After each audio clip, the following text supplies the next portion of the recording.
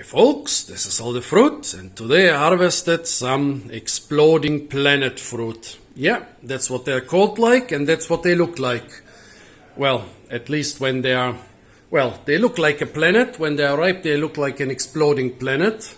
And those are the little pieces of the exploding planet, because the fruit itself is about the size of a football. Not an American football, a football in all the remaining 200 countries in the world. Well, the exploding planet fruit, or hala fruit, or scientifically Pandanus, it's one of the most useful plants in the tropics, in the Indo-Pacific.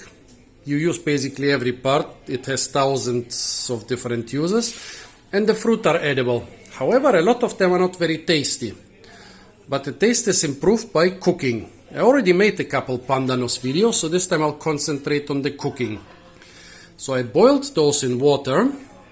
First I harvested two species. The ones with the 3 incisions here are Pandanus baptisti. I think I have 3 of them here. And the ones without are Pandanus pyriformis. Actually, I can also take some uncooked ones. So here on the left is a pyriformis, on the right a baptisti.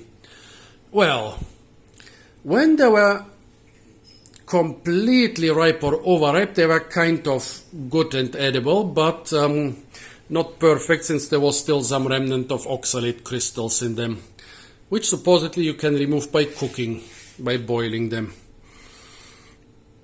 Well, fruit are quite popular in the Indo-Pacific, actually. Yet basically they say the outer fibers of the fruit are very popular as dental floss, because when you eat the fruit, your teeth will gonna get completely invaded by them. But they say the flesh is quite okay, especially when boiled. And they say when boiled it has a fruity, flowery aroma. And yeah, indeed, when I boiled them, the water smelled fruity and flowery. Also with the typical aromatic Pandanus smell, which I smell in the raw ones too, but the boiled ones smell stronger and smell, well, like something fruity and flowery which has been boiled. So let's try them. Oh, I forgot, I think this is Pandanus pyriformis. Let's first try the Pandanus pyriformis. Here in the left plate I cooked them for about 15 minutes, those for about 30 minutes. So let's see. You don't eat this upper part, it's really hard. I think you can still hear when I hit it with my nail. It sounds like it basically sounds like I'm hitting plastic. So this part, horribly hard. This is the soft part. Here you can see the dental floss, all the fibers.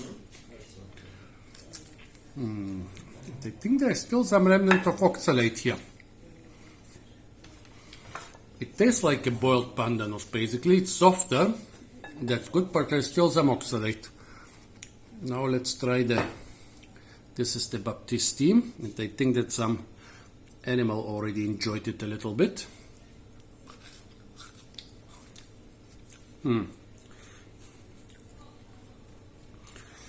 Pity that some animal enjoyed it, because this one is 100 times more aromatic.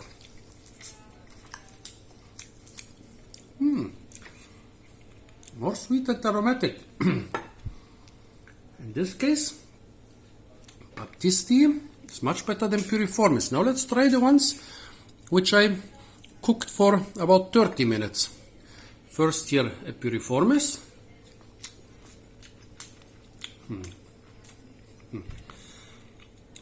Tastes like some cooked, it's like boiled apples.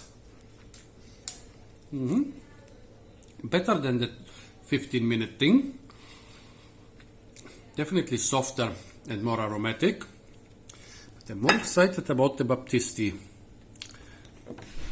Well, here is one which the animals didn't enjoy so much. Now let's see.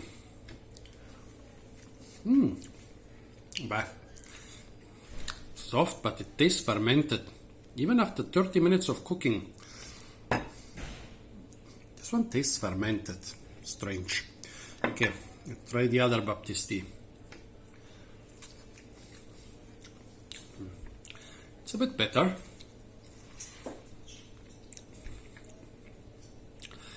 Yeah, not so bad. I think the boiling made them soft, removed some of the oxalate, most of the oxalate, they are just tiny traces, and improved the flavor. It's being said that they have a flavor of mango, pineapple and banana, and I tried hard to find this flavor in the fresh fruit, but here the ones I boiled for 30 minutes, yeah, totally. They taste of mango, pineapple and banana. Yep, especially this baptisti. Let's see how the pyriformis are. Cannot be that pyriformis are so inferior.